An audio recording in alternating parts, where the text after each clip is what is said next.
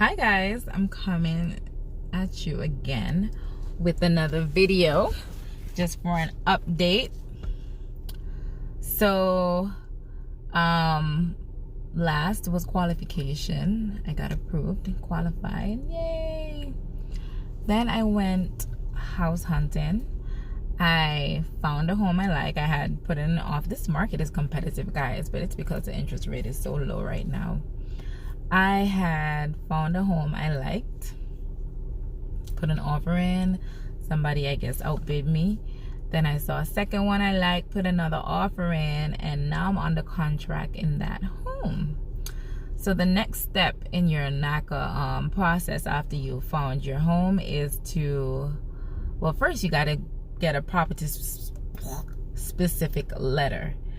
Let me explain that process right here before I even pile it ahead. When you see a house you like, you have to send in the property specific letter, which includes pretty much the MLS or MSL of the home, which just breaks down the home, the specs of the home, the prices for tax, the HOA, all of that. Then you send it to your counselor. Your counselor will then run the numbers and then give you a pre-qualification letter. And then from there, you can go ahead and put an offer in on the home. That's how it's supposed to happen. That's NACA protocol.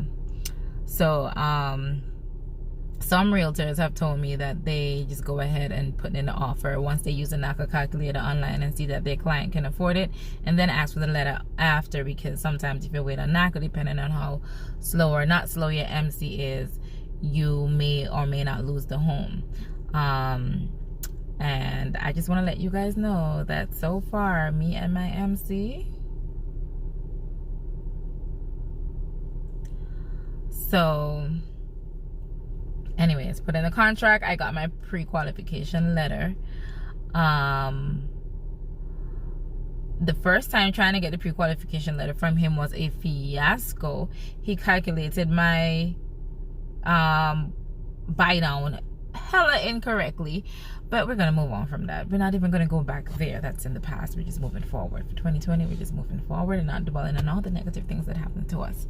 But I just want to let you guys know that today I am frustrated out of my wits end with this program, and I feel like I'm at the very start of it. So I was hoping to come today to make a video about getting through creditaccess and what that process was like. So let me tell you. I got the home, put the offer in, contract accepted. So next step is to go through creditaccess. Had a meeting, call Mike. We sent in the contract, everything. My MC wasn't there that day, so the director ended up giving me an appointment on his calendar. I drove 2 hours because the closest NACA office to where I live is 2 hours. I drove 2 hours that day. After work in the traffic, got there, sat with him, wrote an LOE. He looked through my file. We updated all I have a laptop with internet, so because February is such a weird month, I guess some of my bank statements updated sooner than I thought. So sat there, gave him all my bank statements. We looked through everything. We made sure everything was correct. Looked through my lease agreement. We looked through a substantial amount of things as I was there. He also said, your realtor needs to give you a God, I can't remember the term right now. My realtor needed to give it's like a more detailed property specific letter. I'm trying to remember. Transaction summary. So I emailed it over to my realtor and was like, hey, you need to have this filled out, which she had her secretary do it, send it right back in. Then he sat there and complained about how small the font was that she wrote it in. And I'm just like, okay, the font is small, but once it's readable, then we're, okay. Anyway, moving forward, he said you need to upload your inspection report. Now, other people have told me that they've been through creditaccess without uploading their inspection report. But if he says that that's what I need, then that's what I need. I'm assuming that everybody's process is different, even though I feel like it should all be the same. So I had my inspection that same day prior to going there to meet him. So I had just taken the whole day, the whole afternoon off. So I had my inspection prior, before going to meet him. So I said, no problem. The inspector already told me he was going to upload it that night, so you'll have it the next day. So I left there. He said, okay, I'm just going to push everything through, but when you get the inspection report, send it to me. Fine, no problem. Sent him the inspection report the next day. Open my account the next day on my web file. Realized that I had 11 conditions came back. 11. Out of the 11 conditions that came back, we sat there that Wednesday night in that credit access meeting and went through 10 of them. So the fact that he submitted my file but did not attach any of the documents, not the LOE for the mismatched credit address, nothing, all of that came back as a condition. Where are her bank statements? How do you explain her PITI? You know, just a bunch of stuff that I was just like, oh, where is her inspection report? I'm just like, you have the inspection report. He even messaged me and said received. Okay, so the next day I'm just like, hey, you know, are you gonna resubmit this? So he said, yeah, he's gonna turn it in or whatever. So I was like, okay, no problem. Friday afternoon comes at 5:54 p.m. and you know NACA closes at 6. He sends me an email saying, hey, you know, gonna need you to redo your rental verification. So I was just like, how is it? I'm sorry guys that I'm playing with the phone. I'm trying to put it on silent. I'm just like, how is it that you need me to redo my rental verification? Did you not know this on Wednesday? And why are you sending this to me at 5:54 p.m. when you get off your shift in the next 6 minutes? That made no sense. Anyway, went to my landlord and I sat there that night. I made sure my landlord did it, like chased that man down, made sure he did it, sent it back to him just the way he wanted. Today's Monday. I sent an email early in the morning. Hey dude, is my file going to be submitted back to credit access today?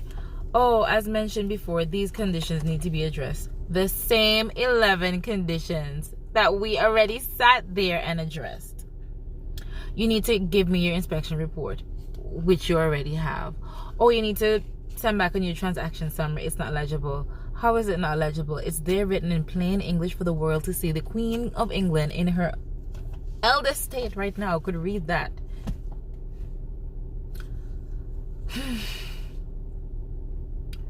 You need this, you need that, you need this. Sir, you have this. Sir, you have that. Sir, you have this. Could you come in tomorrow morning at 9:30 a.m.? I have a job. You are 2 hours away. We already sat there and discussed this. I am so confused. So I tried to call the office all day long, got voicemail from the director's mailbox. I'm guessing she's not at work today. I'm just gonna say that. I am very confused. I have no idea. So I said, okay, I'll confirm. But I sent him an email saying, you know, you have this, you have this, you have this. So I'm confused as to why I'm coming down there. No response.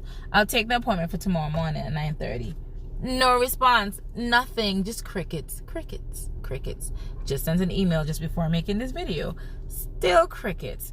Reached out to NACA member services on Facebook. They checked in with him. They told me that, you know, he said he'll review your file and reach out shortly.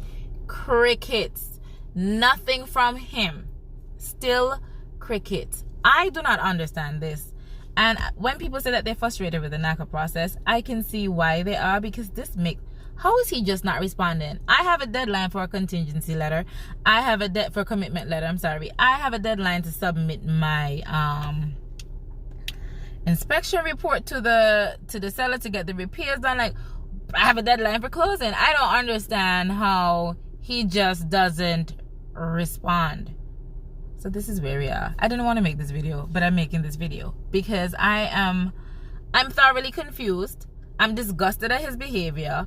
I'm disgusted at his lack of a response. And I'm disgusted at how there isn't even anyone above him that I can reach out to, that I can get in contact with to actually get this problem resolved. So if anybody has any solutions for me, please share it with me, because right now I'm just frustrated and at my wit's end. And in my mind is like, well, if I'm having problems now, what's gonna happen when we continue to move along in the process? Is he still gonna be this unresponsive? Like, I